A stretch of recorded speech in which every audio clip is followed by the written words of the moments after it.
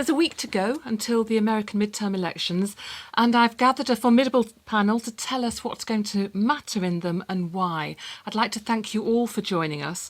I'm sure we're going to have a very interesting hour. I'll introduce each speaker as I come to them. Please unmute yourself when you hear your name, and please do go into the chat box to share information, comment and questions. Please also forgive me if I sometimes cut you off in your prime as I try to raise all the points that there are to raise and get around all the people that we need to hear from. I'm going to start by talking with Dr. Sam Martin and Dr. Jamar Tisby. Dr. Sam Martin is the Franklin Bethune Church Chair of Public Affairs at Boise State University in Idaho. And Dr. Jamar Tisby is the New York Times bestselling author of The Colour of Compromise and How to Fight Racism. He's Professor of History at Simmons College in Louisville, Kentucky. Dr. Sam Martin, if I can start with you first of all. Beyond the individual issues on which people might be voting at the moment, why do these midterms matter? Well, I mean, it's a really important question. I should mention that anyone who looks for me, my name is actually Stephanie Martin. I go by Sam, but if anyone were to search for me, my first name is Stephanie. And the midterms matter because first, they're the first election since 2020 when we had a situation in the United States that surged even past 2016 with norm breaking and a president who refused even up until this day to concede the election, and a party behind him, whether we're talking about the most elite members of his party on down, who essentially supported him in that effort, and a constituency of voters, base voters, and it's up for debate who that base is made up of, who have mostly gone along with that and have come to endorse what we call in the United States the big lie, or this idea that the election was stolen, that there was rampant fraud, and that we can no longer trust essentially our democratic system in the United States. And so we have an election that's going to happen here. And the big question is, will we have an electorate in the United States that trusts the results, that accepts the results, and that endorses the results? And moving past that, especially, I will say, and then I'll stop after this because I could talk for the whole time we have, but especially because history tells us, in especially political science, that the Republicans should have a good day. And so if the Republicans have a good day and then they endorse and accept the election, then what do we do with the idea that you have a party that has, let's say, fewer demographic minorities, fewer people who live on the vulnerable margins, who maybe have a less successful day at the ballot box. And when they are unsuccessful, the election is valid. But when they are successful, as was the case in 2020, the election is fraudulent, is stolen, and etc. So there's a lot on the line. I was hearing on the BBC this morning that a third of Republican candidates for Congress or governor believe that the 2020 election was stolen by the Democrats. So I suppose the question is, what proportion of Republican voters also believe that? Yeah, so, I'm a very qualitative researcher. I try not to deal in statistics and which statistics we should trust. We'll get those later.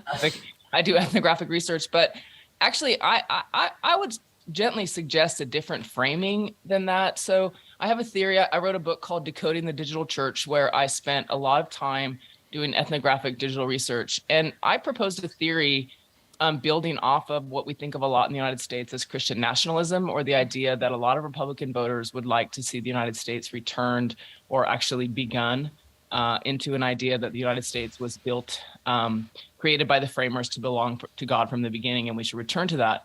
I think a lot of maybe evangelical white, if we could even define what evangelical white means, a lot of people would endorse that idea.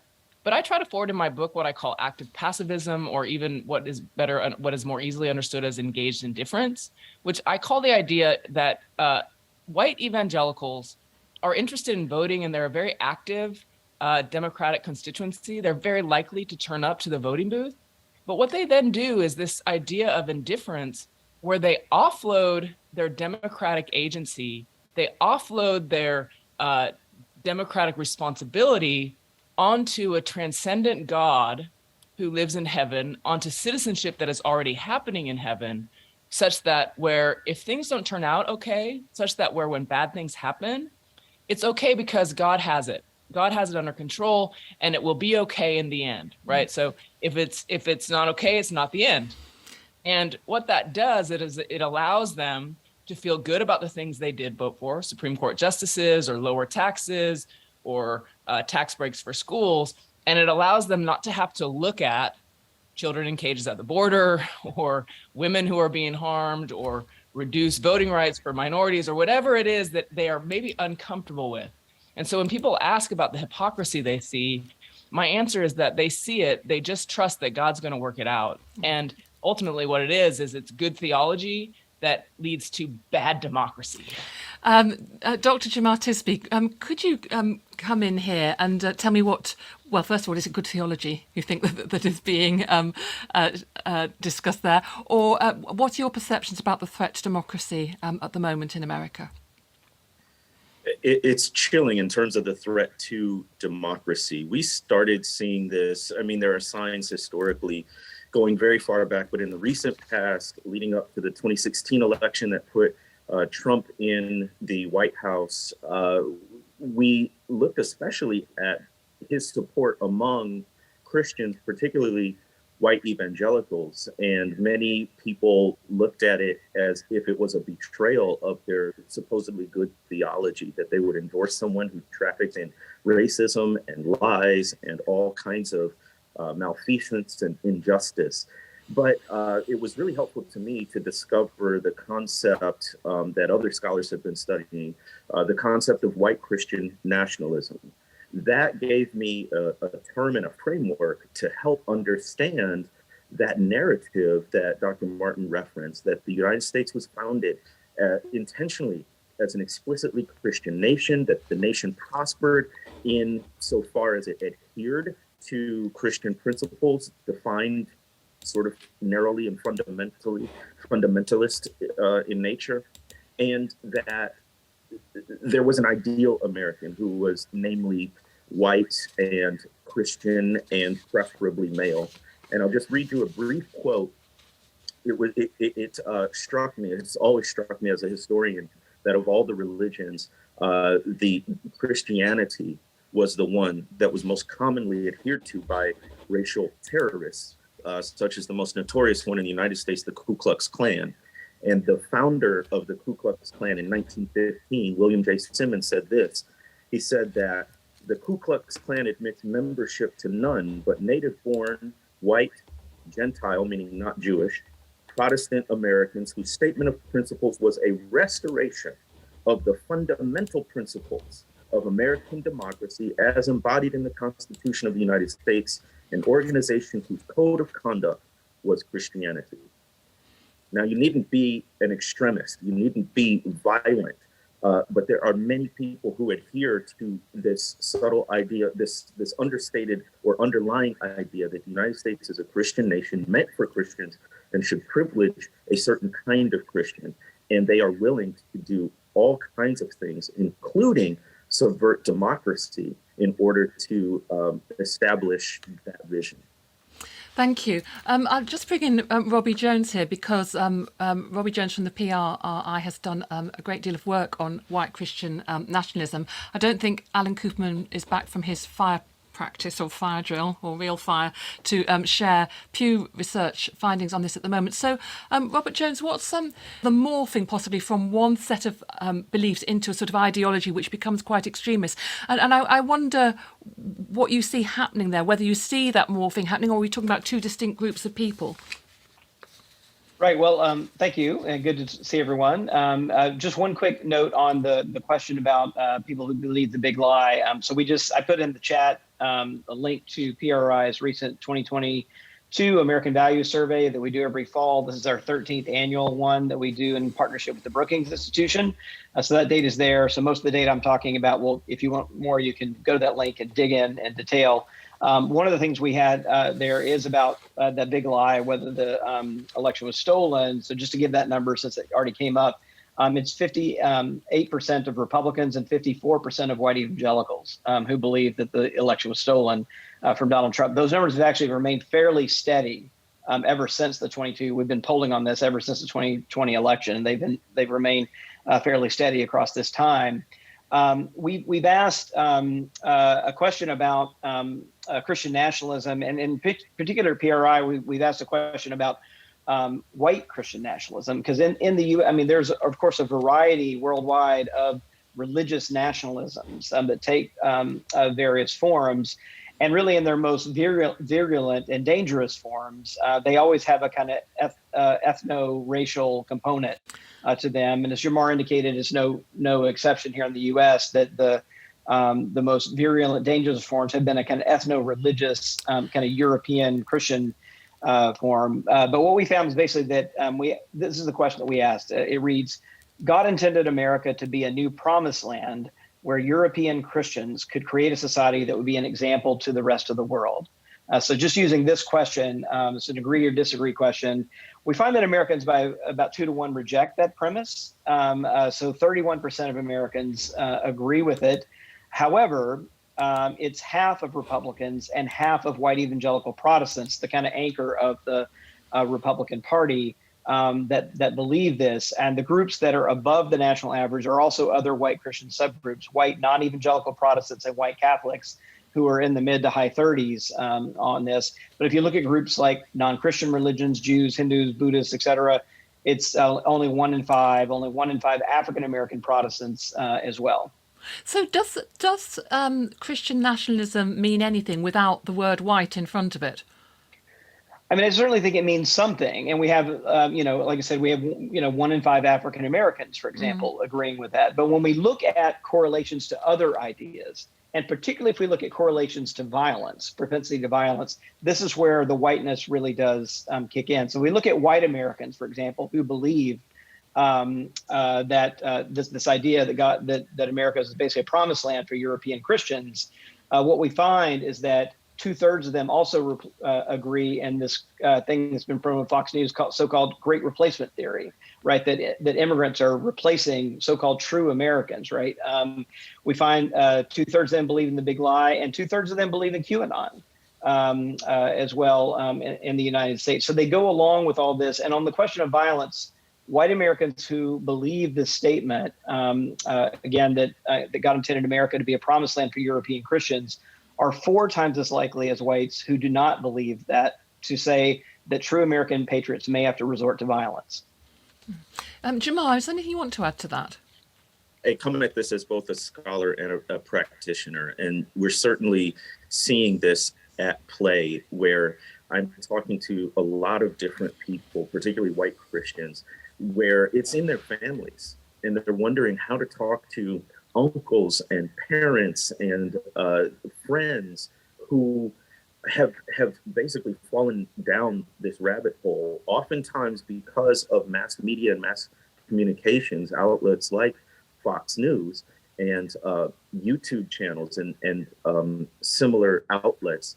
They are in this information ecosystem that absolutely precludes any sort of alternate understanding of politics, of democracy, and even of the faith. And so it is increasingly at the point where it's harder and harder to talk to people who believe differently and come to a common understanding about how to approach our electoral process, because we're living in 2 different realities. Interesting. Dr. Sam Martin's put in the chat box, the question is, how active is the belief? And I wonder whether Senator Kim Jackson might have some thoughts on that. Really pleased to have you with us, Senator Jackson. You're in Georgia, you're a state senator. And I wonder what you're seeing as we all know how important Georgia is in the American political complexion at the moment. I'm wondering what you're seeing in your state at the moment in the run up to the election, that whether these beliefs in Christian nationalism are playing out on the stump, where the resistance to that is coming from. Yeah, so thank you so much for having me, and it's just such a wonderful conversation. Absolutely, the Christian nationalist narrative has has been embraced. In fact, there is somebody who's running on the ticket right now who basically said, why do people have a problem with being Christian and a nationalist? Like, isn't that what we are all kind of called to be? Like, we're basically great patriots. And so they're actually reframing what it means to be a Christian nationalist in order to lift it up as this great symbol. So they're not even trying to hide behind it anymore.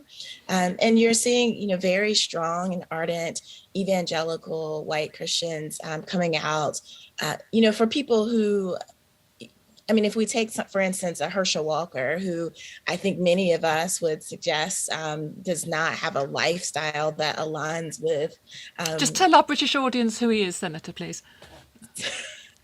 I don't know how to describe him in a way that is kind. So I'll just say Herschel Walker is a former football player. He won a state championship for the University of Georgia, which is football is king in the South. He played professional national championship. National. Yeah. Sorry. He won a national championship.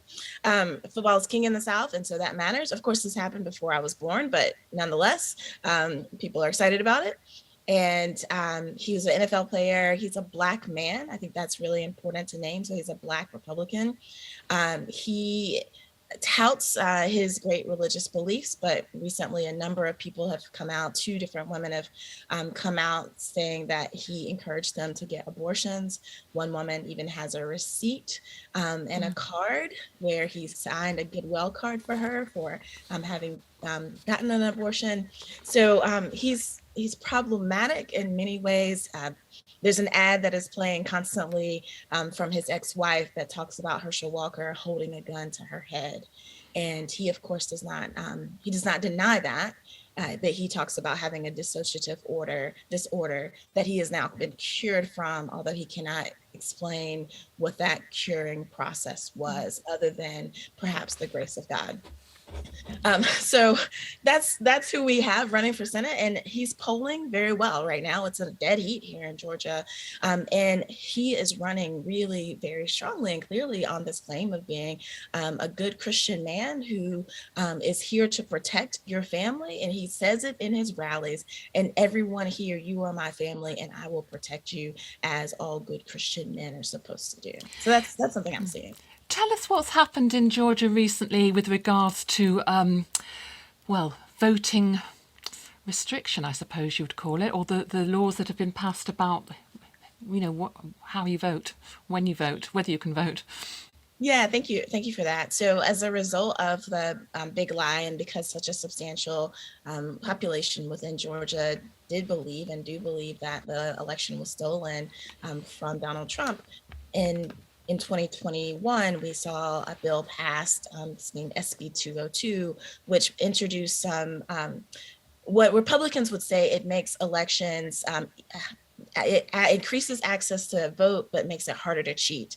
That's their framing of it. But ultimately what it does is it does make voting more difficult, especially vote by mail. So basically they attacked any of those places where they saw that people of color, Democrats broadly speaking, were able to vote very well. So absentee voting, voting by mail, they attacked those things in order to try to kind of tamp down the vote and introduce these additional laws and restrictions that just make it harder.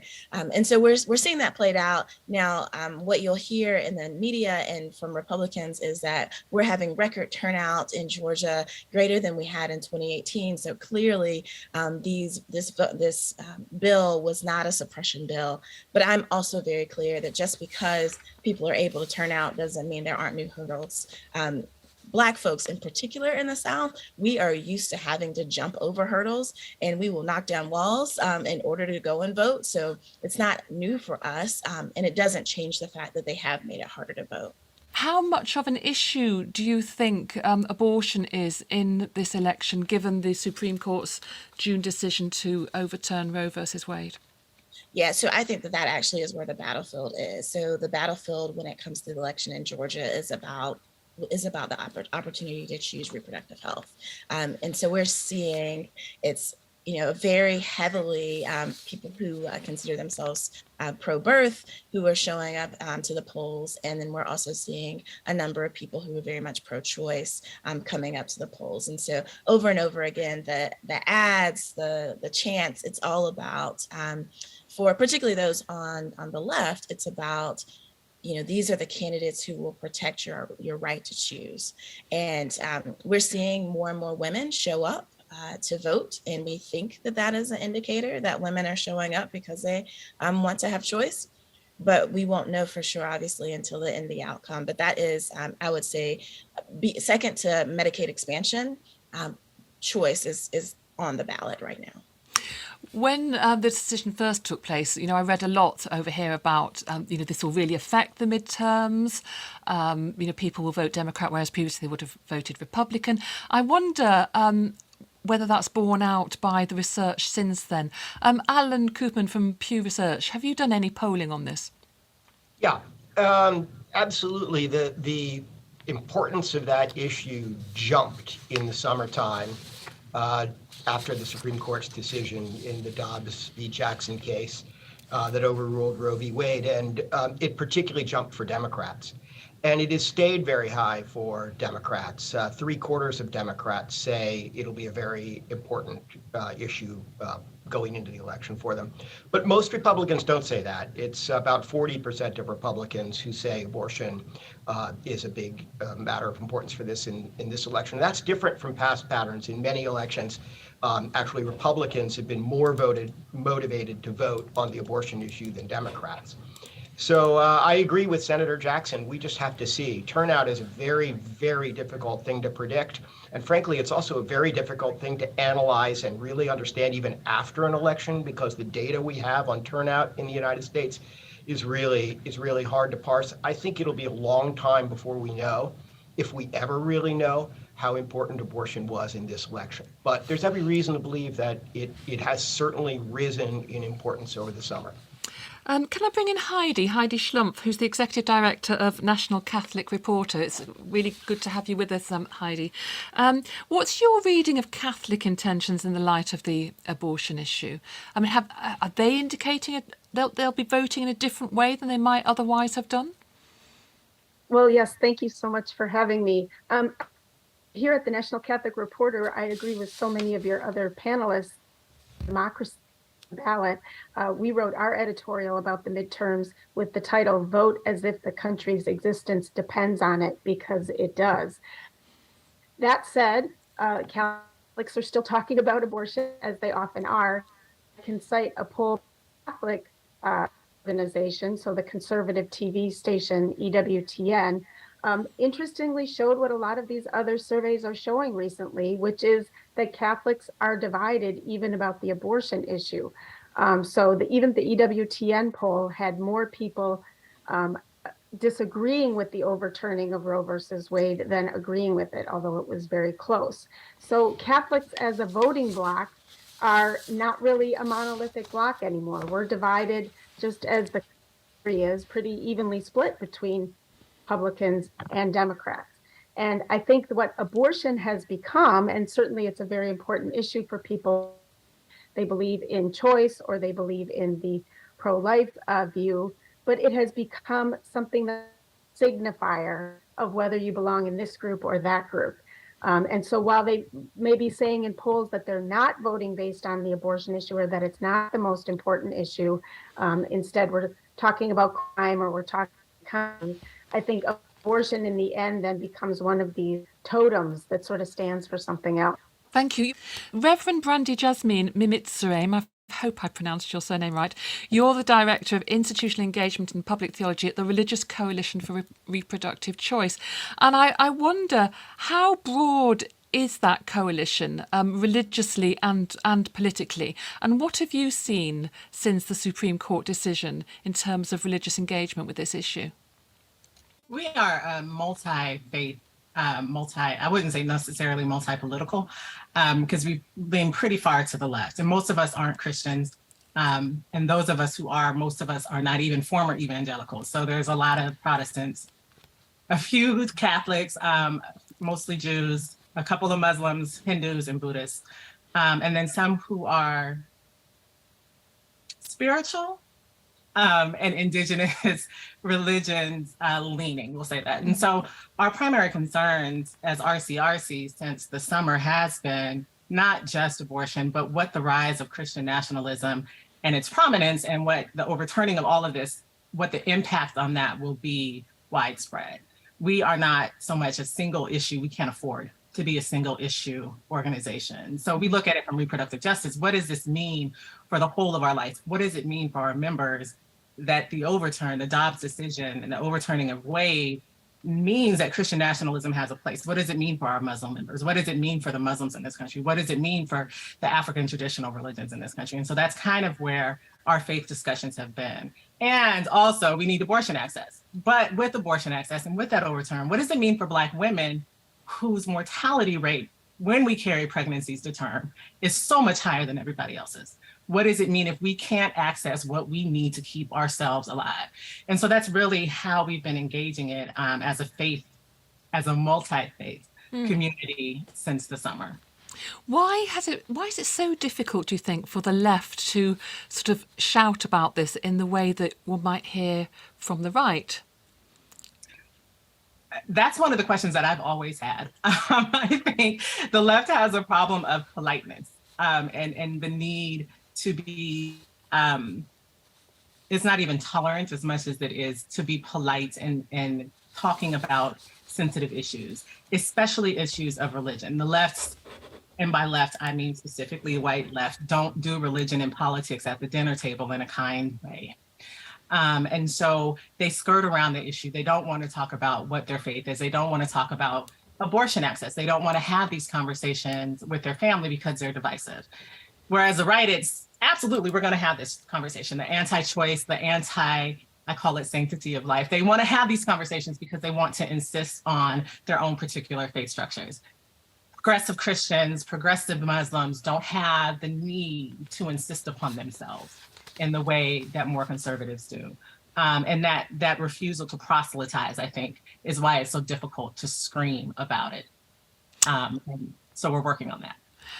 Mike Lewis, you blog at Where Peter Is. You're a Catholic commentator. I make no assumptions about your political leanings, but you do know of a group, the sort of never Trump Republicans, the sort of Republicans who can't bring themselves to vote if it looks like Donald Trump will get into office again. And I'm just wondering what you know about their views on this issue, and you know whether there's a bit more nuance to them than I might have suggested a couple of minutes ago.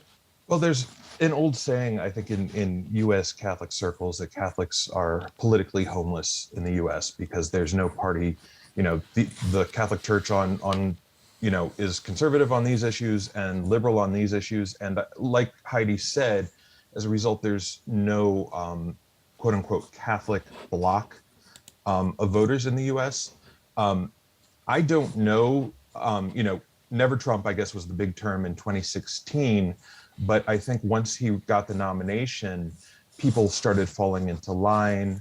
You know, a lot of previously, quote unquote, never Trump conservative Catholics voted for him in 2020. Like a lot of them seem to get over their anxiety about supporting him. It's sort of, the Catholics tend to fall into line of whichever political leaning they have.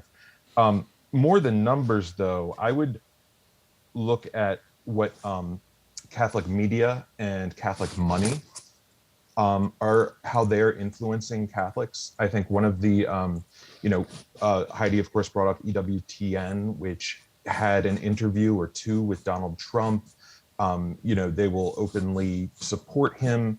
There are these nationalist, integralist, autocratic movements within the Catholic Church, and I don't know that they represent a large contingent of Catholics so much as they are well funded nationally, internationally by politically oriented Catholics, especially on the right. So that's something that I would keep an eye on. Another thing is obviously a lot of the US bishops have decided to make it political. And as others have mentioned, the Catholic Church, I've heard it said by theologians, we're political, but we're not partisan on an official level. And so the bishops who tend to be more moderate or more progressive, most of them won't openly advocate for a candidate, whereas at the June 2021 bishops meeting, which was online and the entire thing was aired live, you had a good 8 or 9 bishops who actually voiced either support for Trump or denied the legitimacy of the election. And I think also the November 2020 meeting. So it's interesting that that's where Catholics have been willing to cross, where Catholic leaders have crossed the line. Whereas I don't think there's a coalition in that way on the left in the US. Heidi, I don't know if you want to come back in. I don't know if you want to sort of turn your video off first so that we can hear you. But certainly American Catholic Twitter is a fairly vicious place to be at times. It's easy to get the impression that the Catholic bishops are fairly out of touch with what their congregations are thinking on this issue. Yeah, well, it is easy to get that impression, in part because of the way they've been acting the last couple of years, especially in regards to politics here in the United States. I noted in the chat that it's not just a politeness issue among Catholics, as we have, if you are not towing the line on the abortion issue, and really singularly, it is the abortion issue only that will trigger such things. But as a Catholic in the United States, whether it's a politician, a media person, or any other even everyday person, you will face ramifications from, being not invited to things, being told you're not Catholic, to what we saw last year, which was the move towards denying sacraments and saying that Catholic politicians who supported even just choice as in a democracy would be denied communion. I think one place where you can see this at work, and we had a reporter go look at this, was at the Senate race in Ohio.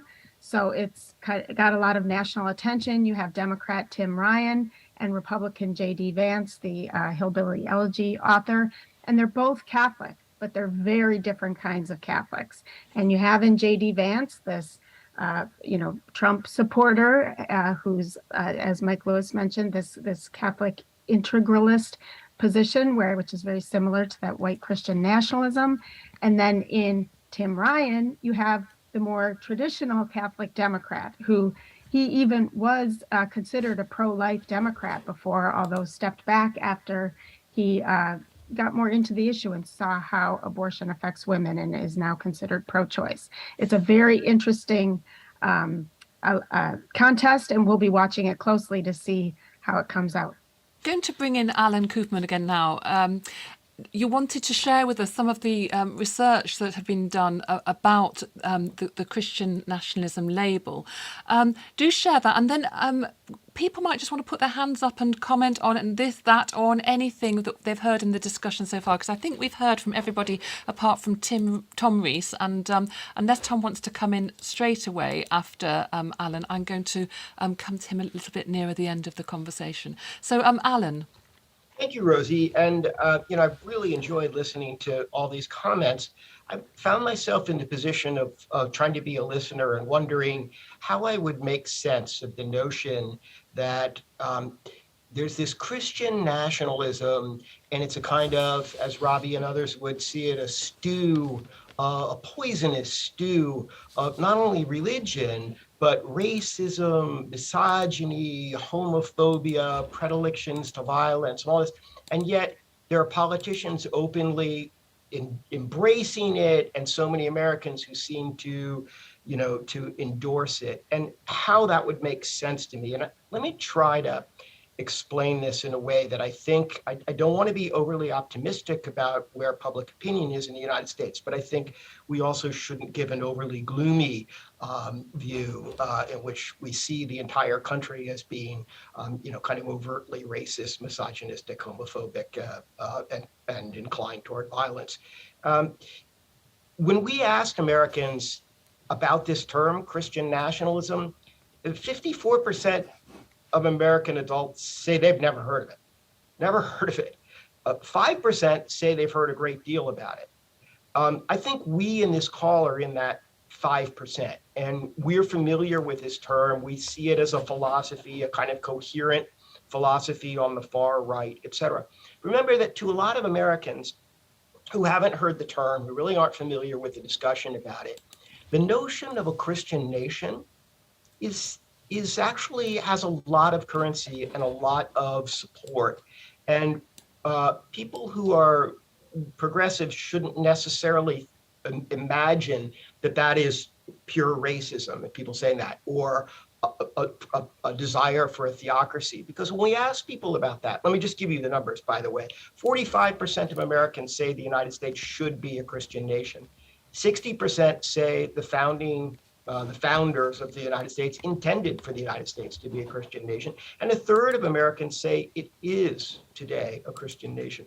But when we ask them what they mean by that, and we ask a lot of other questions, it's clear that many of the people who say that it should be a Christian nation still favor separation of church and state. In fact, a majority of them say churches should stay out of everyday political and social issues. Most of them do not want the federal government to declare the United States a Christian nation. They're not wacky. To many Americans, remember, the country's still roughly 60%, a little more than 60% Christian. And what Christianity is to most people is a good thing. It's broadly good moral values. So I think when a lot of Americans say the United States is or should be a Christian nation, what they mean is it should be influenced by good values. It should be kind. They don't necessarily mean it should be a theocracy that's exclusionary, and much less all this poisonous bag of things we talked about. Now, I'm not saying there aren't people who think that. There certainly are. But I would say that the numbers are a lot smaller than the share who sort of endorse this idea of a Christian nation. So it's about 15% of Americans, just to give you, a perspective, about 15% of Americans who say the federal government should declare the United States a Christian nation. It may not be a neat segue, but I'm just going to go to Dr. Hisham Hellier because I know that you've got to go. And I just wondered, you wanted to make a contribution to the discussion. Could you tell us who you are and where you're from, please? Sure. And thank you, Rosie and Ruth, for giving me the chance to speak. My name is Dr. Hisham Hellier. I'm a fellow of the Center for Islamic Studies at Cambridge University, but also a fellow or a non-resident scholar at the Carnegie Endowment for International Peace in DC. There's been one thing that I've been, watching on a variety of sort of aspects with regards to the midterms, particularly on foreign policy, but more domestically, and this struck me as our colleague, Mr. Cooperman, was talking about the Christian nation narrative and Christian nationalism.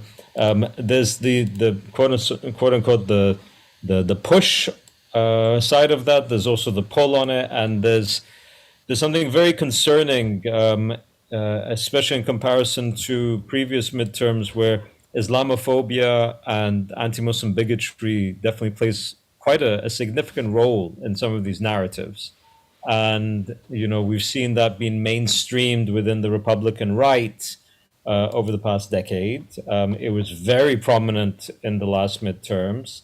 And we haven't really seen any effort. I mean, I think we've seen actually the opposite. We haven't seen any effort to combat that within the Republican Party, even after, the departure of Donald Trump. On the contrary, it's become extremely mainstream.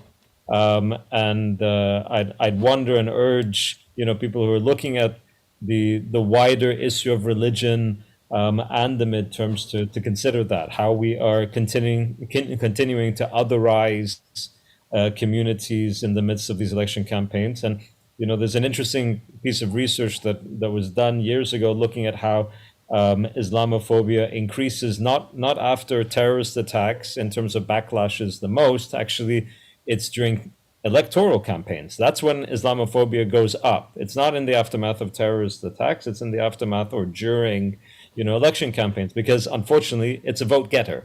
Oh. It's not a net minus. It's not, people aren't penalized for engaging in that sort of bigotry. On the contrary, they're rewarded. So that's something I'm looking at in the context of these midterms. Thank you. I see Jamar nodding, and I'd like to come to Robbie as well. But Jamar, do you have anything to say to that, Robbie? And then I am going to come to Tom Rees. Absolutely. A couple of things.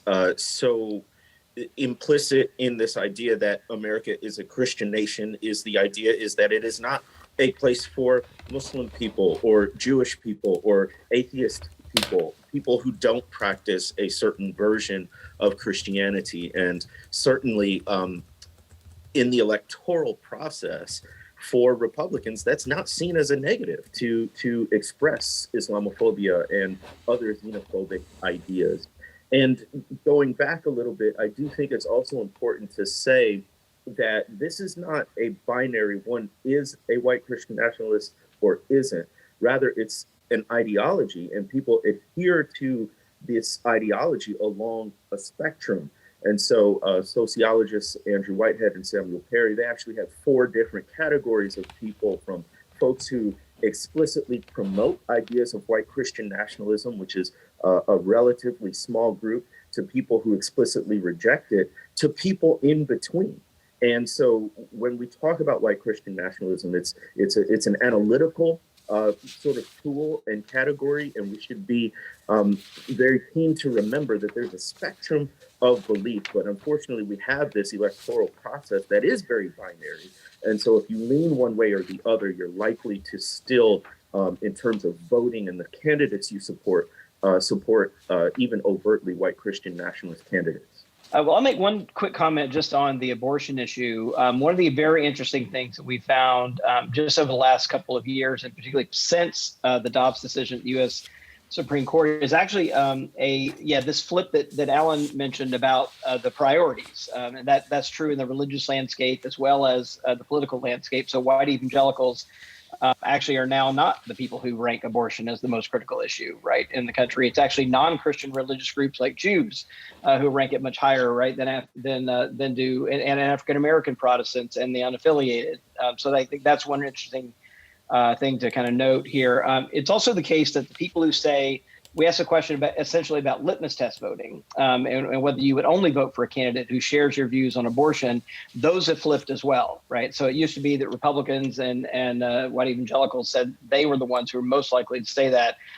Today, it is not Republicans, but Democrats who say that. In fact, it's doubled among Democrats from 17% just 2 years ago to 35% of Democrats today say they would only vote for a candidate who shares their views on abortion. And I guess one last thing on abortion is perhaps the worst kept secret ever in the U.S. Catholic world, that Catholics are supportive of abortion rights, and they have been for decades. They tend to look like the American population as a whole. Our latest numbers, just for example, have on the legality of abortion, legal in all cases, legal in most cases, illegal in most cases, illegal in all cases. Take those two top groups together, legal in all or most cases. White Catholics are at 60%, saying abortion should be legal in all or most cases, and Latino Catholics are at 63%. So essentially 6 in 10 Catholics, whether they're white or Latino, saying abortion should be legal in the U.S. Thank you. I am going to come to Tom now. Tom Rees, I've given Tom the job of sort of reflecting back on some of what he's heard, and I've just seen a very interesting point in the chat box. There's an awful lot in the chat box this week from Sam about the issue of negative partnership on both sides. I don't know if you want to speak to that, but Tom Rees is a Jesuit priest with a PhD in political science from the University of California, and he's a senior analyst with Religion News Service. There are lots of things that we haven't covered. We haven't really spoken very much about Latino voters. And I also note a headline from you, which I sadly can't access for some reason. It's the National Catholic Reporter, about how people of faith should be volunteering at the polls in order to protect democracy. What do you want to start with? Well, thank you. I've been really impressed by what the panelists have said. There's a couple of things that I would like to add that I think are important. Ever since Richard Nixon decided to turn the Republican Party into Catholics and white Catholics and white evangelicals as the Republican Party of prayer, they have had a concerted effort to use religious language to attract these voters. One of the failings of the Democratic Party and of progressives, white progressives, is that they don't know how to use religion with their voters. They don't know how to use religious language, the language of the social gospel, for example. Black Protestants do this very well and use it as to motivate people to go to the polls. This is a failure, I think, on the part of the Democrats. Very nervous about using religious language at all. And as a result, they get very frequently trapped by the Republicans into denouncing Christian nationalism, for example, a term like that, which, as Alan points out, 50% of the public hasn't even heard of before until the Democrats denounce it. And then they say, well, I'm a Christian, I'm a patriot, I must be a Christian nationalist. We presume that voters have PhDs in political science and are paying close attention to all these nuances and debates, whereas they really aren't. We need a much simpler message to voters, the voters that don't pay attention to politics, especially if the World Series is going on. So I think that the Democratic Party really needs to return to its roots, which was a party of the working people, a party of the working class, a party of the high school educated people, instead of being a party of elitists, of people who are highly educated. Otherwise, the Republicans are going to continue to win these elections and defeat the Democrats and convince working people and less, high school educated white people that their hope is in the Republican Party when they should be looking to the Democratic Party, which has the programs that will actually help them. Senator Jackson, I think that's a cue for you, but you're also a church minister. There's a failing in the Democratic Party, do you think? Yeah, so I think that in the South, there may be some distinctions there. So we have Reverend Senator Raphael Warnock, who has been very clear about being a pro-choice pastor. He uses that language and is able to speak very theologically in compelling ways about why he, as a Christian pastor, is pro-choice. And we have Stacey Abrams, who's running for governor, who speaks very often about being raised by two Christian pastors and about the ways that her Christian faith compels her to fight for expansion of Medicaid, access for better education. So I think because we are in the South and the Bible Belt, that you do see Democrats who are running very openly with religious stances. I mean, I ran as Senator Kim Jackson, but I certainly was very clear that I am a pastor and a priest, and use religious language, particularly to talk about affordable housing, because that's kind of my area of expertise, and talk about the ways in which God calls us to care for one another and clothe those who are naked, to feed those who are hungry, to not just visit those who are in prison, but I use the language of set the captive free that we hear Jesus echo from Isaiah when it comes to criminal justice reform. So I think there's some distinctions that are very regional in mind, that where Democrats really are embracing religious language.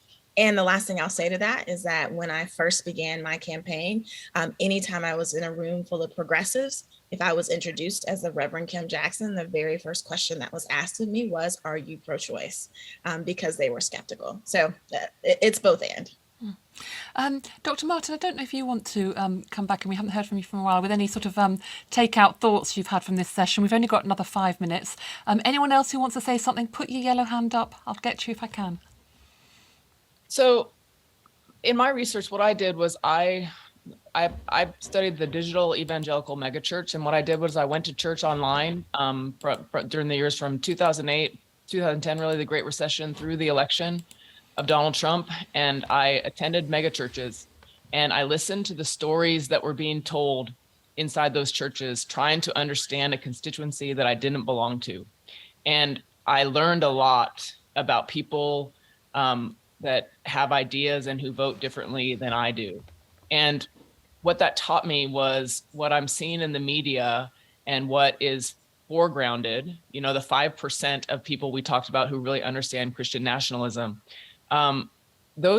what's happening inside the churches is different. In some ways, it's worse and more insidious than the blatant sort of Christian nationalist, even racism that's coming at us through the media and at political rallies. And so, but it also taught me how to talk to people I disagree with and how to understand their stories and how to understand how they frame and think about their political worlds. And it taught me also what I suggested in the chat, which is ways to suggest that what my people who disagree with me need to do is bring me better candidates on their side.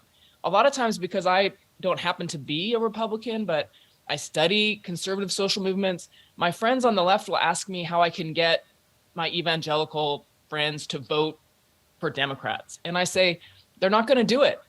That's not the situation we have. But what you can do is help them understand they have to have better candidates. Their responsibility is to have better candidates.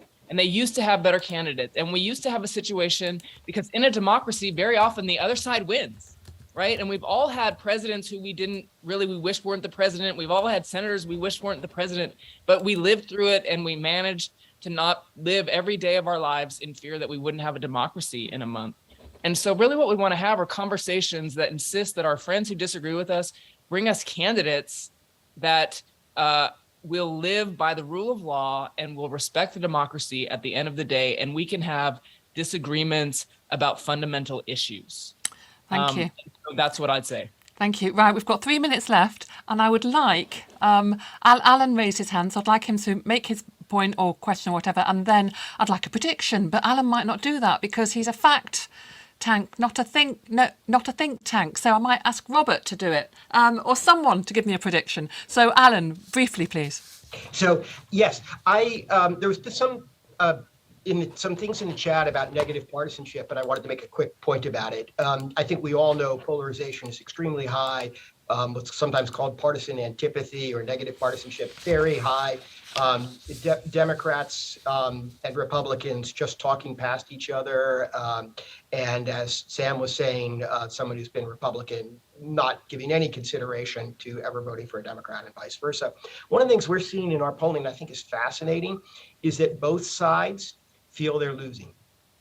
And if we divide this out by religious groups, white evangelical Protestants say that 75% of them say that they think their side has been losing recently on the political things that matter to them. And if you look at the religiously unaffiliated, which are a very liberal group, roughly equal in size to white evangelical Protestants, 75% of them say they feel they've been losing. And Catholics feel they've been losing, and Jews feel they've been losing, and across the whole spectrum of identification in the United States, 72% of the general public feels they've been losing. Now, how is it that everybody can lose? I don't know. But the fact that everybody feels they can lose is part of the poison in our politics. Mm-hmm. Everybody feels on the defensive. Everybody feels aggrieved. And when you feel aggrieved, you give yourself moral license to do things and treat other people in a way that you would not otherwise. Thank you. I mean, Robert, it won't surprise you at all that 75% of white evangelicals think they're losing. You've done a lot of work on that. What's your prediction for what's going to happen next week? Yeah, no, I'm not going there. Spoil sport. I mean, I think the midterms are really different than a presidential election. I mean, it's about local races, local candidates, and local things on the one hand. The one thing I will say, though, is that, that we are finding more and more that the dictum that all politics is local in some ways is becoming less true, that they're all becoming nationalized, right? And that when we can see, for example, as Sam said, candidates that are clearly subpar in terms of like just their qualifications, their fitness for office, and yet they're running neck and neck just because they have a party's name out beside them. I think that's a situation we find ourselves in. People are so locked down, and Alan is right, and the political science literature is really clear. It's less than we love our own candidates and that we hate the others is really driving a lot of the work. But it does mean people are kind of locked down in ways that are really troubling. And one last point is that I think that we are really seeing in many ways different realities. On the question of voter fraud or voter disenfranchisement, for example, the country is split right down the middle with who thinks the bigger problem is voter fraud versus voter disenfranchisement. And the two political parties are mirror images of each other on this question, despite the fact that there's virtually no evidence of any significant voter fraud in US elections. Nonetheless, half the country believe that's the bigger problem. And it's like 86% of Republicans believe that voter fraud is the bigger problem. 85% of Democrats believe that voter disenfranchisement is the bigger problem. Thank you. We've come to the end. It's 3:00 here. I could talk to each of you for absolutely ages. Thank you so much for joining us all. And I do hope that those of you who aren't already friends, I hope we'll see you again. Thank you so much. Bye-bye.